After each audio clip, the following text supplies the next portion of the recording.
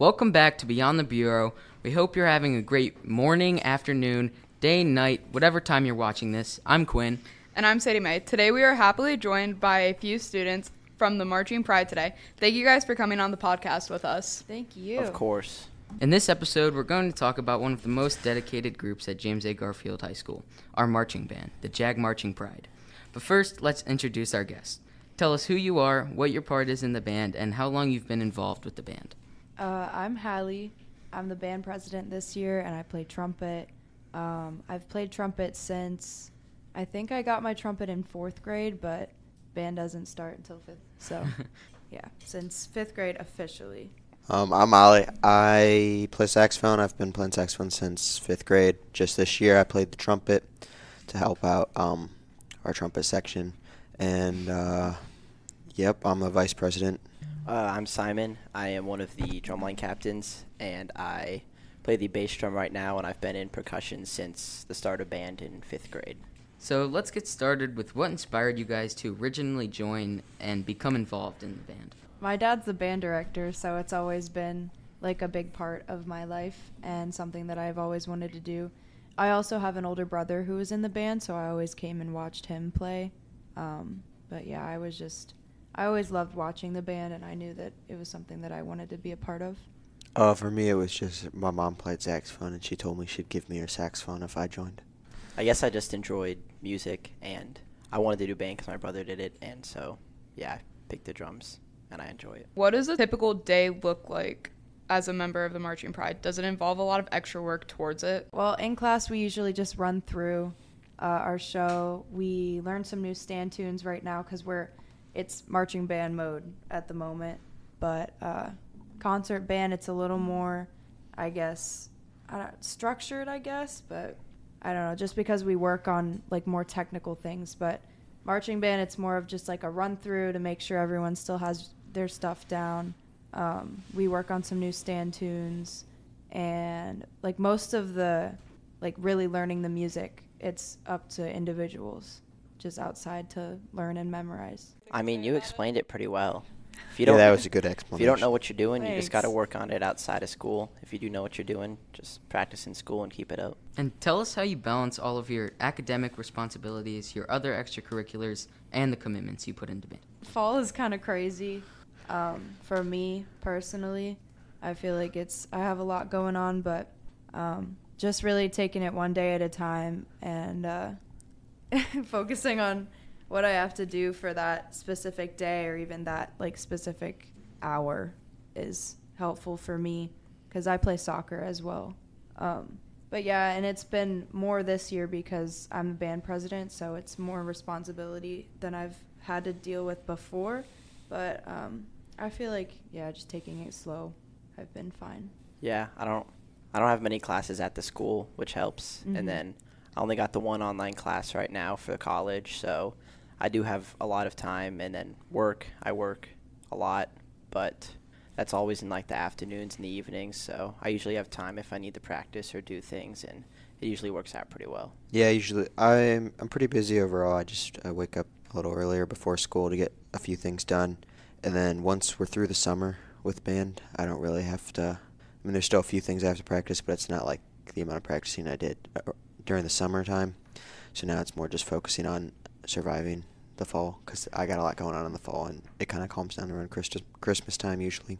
How would you describe the relationships that you form in band, and is there a feeling of team spirit or friendship within the Marching Pride? I mean, honestly, yeah, there definitely is. You have to, you can't hate everyone that you're on the field with. So there's definitely like a known thing amongst the band members that we're playing together, and our sound is not from one person, it's from the whole band. So you just have to be grateful for what everyone's doing out there, all the work that they've put in, because they've probably put in more than you realize. So yeah, I mean, it's really easy to make friends. It's really easy to have a good time when you're at the football games and in the bandstands. It's easy to talk to people. So Yeah, I'd say so. I don't know about the rest of the band, but at least in the drum line, Right, for sure. we're definitely more separated, I guess. But we have like separate practices. We start earlier. We have a week of practice before, but we definitely have a strong bond, and like we play the cadences and all that stuff that's extra. So we definitely have a pretty heavy sense of teamwork, and some of my best friends have come from band and drumline. What are some of your favorite experiences or memories from the Marching Pride? It could be from band camp, performances, or competitions. That's actually a really, really tough question, because when you start in elementary school and you go all the way through your senior year of high school, it's like you have marching band, you have concert season, even if we have the pep band going on now, jazz band. So there's just so much to go over in your head when you think about it. Yeah, I feel like each part of the band, like each concert season, marching season, they all have their own like positives and their own like definition of fun. So it's really difficult, for me at least, to pinpoint one like specific favorite memory, because they've all been pretty good. Yeah, I'd say that like every football game that you win is always hype. It's always fun. It's always a good mood going around. Mm-hmm. Every good contest you go at concert band, you play, you do well, and you know you did. You get that one. Everyone's cheering. Sometimes there's specific, better times, but just a lot of it can be really fun, like band shows, football games. It all lumps together, but it's really fun, and you're just always usually feeling good, happy while doing it.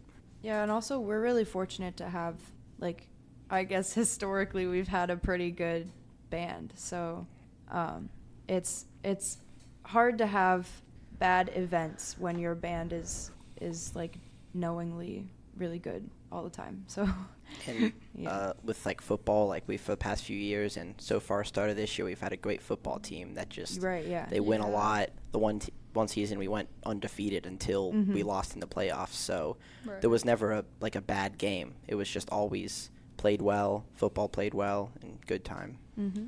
Also, going to Disney was Oh, probably yeah. a Forgot about standout that. For point. sure, yeah. That was really fun. That was. Has there been any funny or unexpected moments during performances, and what would they be?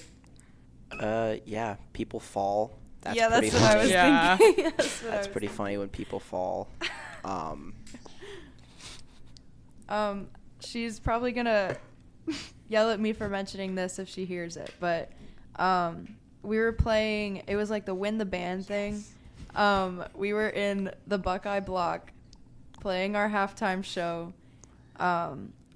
in the center of Garrettsville, and the community came to watch, and Abigail Seiler, she put her mellophone down to do the band dance, and we were not in our usual halftime spots, so we were a little closer to the sousaphones than usual, and she backed up and fell. It like tripped. Yeah, it's hilarious. Fell back on a sousaphone trying to do the band dance. So we always laugh at that video. I don't know. That's just what comes to mind for me. Yeah, same.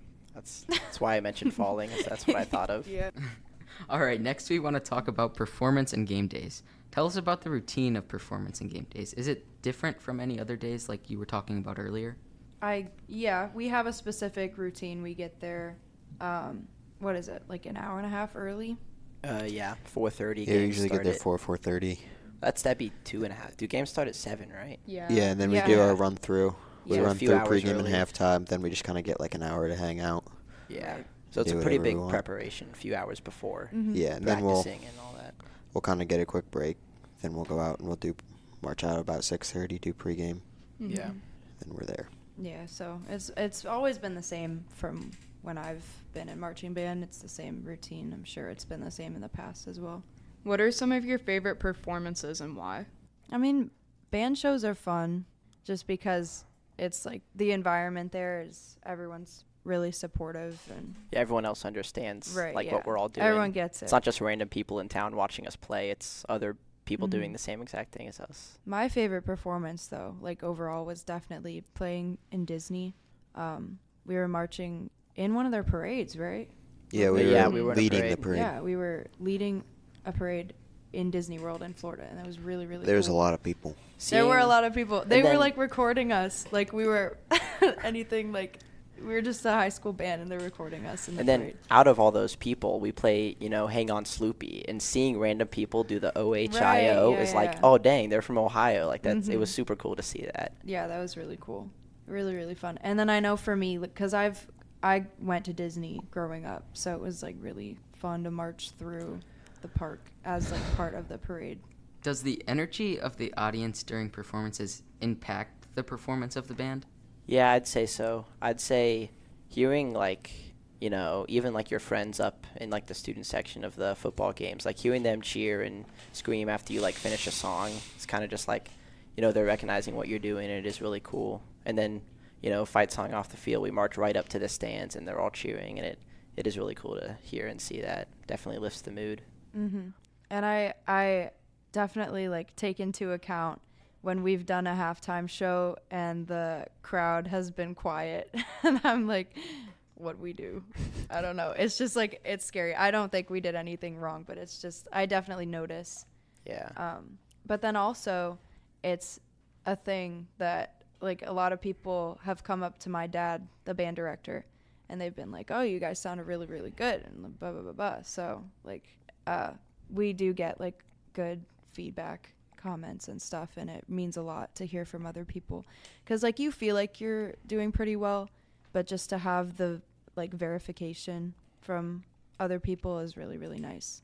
Yeah. And again, with the band shows, the other band people there, like, second we start that band dance, all the other students know what that is. They're cheering it on, and it's just, again, that feeling of like community, and it definitely makes it more fun. And yeah, the crowd definitely has a pretty big impact.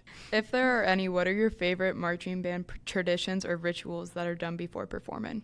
Well, I wouldn't say before, but after. Anytime we win a game, we play these two songs. Yeah. One of them is stolen from Ohio State. We call it Tuba Tank. I don't know if that's what they call it. I don't think so. I don't know. I don't think so. No, it's Buckeye swag. They Yeah, call it yeah. Buckeye swag. But it's just this, we get in the hallways, and it's really loud, and the tuba just starts playing, and it's super loud, and we join in, and that's really fun. And then we play techno right after. It's a drum cadence. Yeah. Kind of, yeah. And I'd say that's my favorite tradition for sure. Yeah, everyone in the band like dances to it and yells. But that's fun. What'd you say, before performance? Yeah, before like, performances, we do like a group huddle as the band right after we do like our warm-ups, and that's fun, just getting pumped up. And then after that, we go by section. So like the trumpets will gather, and then the clarinets, the saxophones, whatever, they'll all gather together and just hype each other up for the performance. But yeah, that's always fun, just because you get to talk to people and calm each other's nerves if you have any right before you perform. Well, looking to the future, what are some upcoming performances or events that you or the band are really excited for? Definitely the two band shows. Yeah, that'll be fun. We only got to do one last year. Mhm. That was really upsetting, but we're back to two again this year like we normally do, Solon and Aurora. And yeah, those are both really fun. I'd say I'm most excited for that. Also, I think this year we're going to try to go, it's not official yet, we're going to try to go to another Cavs game. Yes. Those Yeah, are also fun. And then also Cedar Point. I think later we go when it's not a Disney year, when it's not a year that the band goes to Disney, we usually go to Cedar Point. So I think we might go to Cedar Point this year. I think we might go to a Cavs game this year. So yeah, that should be really fun. Just like events like that are just different. Those Yeah. are fun. Cavs game is really awesome. Yeah. One that time is we really did fun. that. Yeah, we played the national anthem, and that game they were playing the Raptors, Toronto Raptors, so we had to learn the Canadian national anthem too, and it was like a last minute thing. We've never played the Canadian national anthem before, and we had to play it and memorize it like a couple weeks before because they just let my dad know pretty late. So Yeah. yeah, that was fun. Did it work out well, the Canadian national Yeah, anthem? Yeah, it I did. feel like- I think it did. I know that I had it memorized, I think, for the most part. It wasn't super hard. We just had to Yeah, memorize right. Yeah. It was just memorization. But yeah, I think it was fine. Have your future personal plans been influenced by band? In a sense, yeah, I don't want to stop making music for sure. I don't want to get to a point where I can't play my trumpet anymore. So that's definitely come from band, that I just always want to be able to have that feeling of being able to make music, because I really love it. Yeah, I'd say maybe not like specific decisions, but just personality, and I feel like my life as a whole, band is pretty big part of my, child and teenage years, so I'd say overall it shaped my whole personality, which will shape my life. And yeah, getting good at music and learning that, definitely band helps jumpstart that if you want to make music or anything like that. Definitely helps you grow as a person. Yeah, discipline and practicing and learning all that.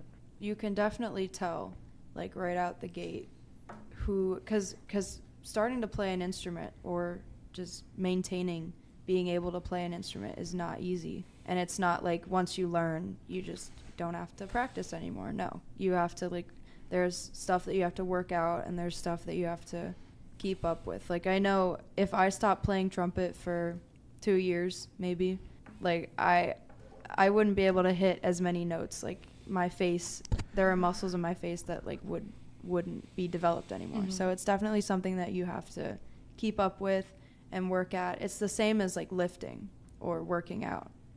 You have to maintain that skill. Do you have any advice for aspiring musicians? Play every day, even if it's yeah. just for 2 minutes. Yeah, definitely. Because if you take one day off, it takes you 2 days to get back where you were. And I'd say try and practice things that you can't play yet.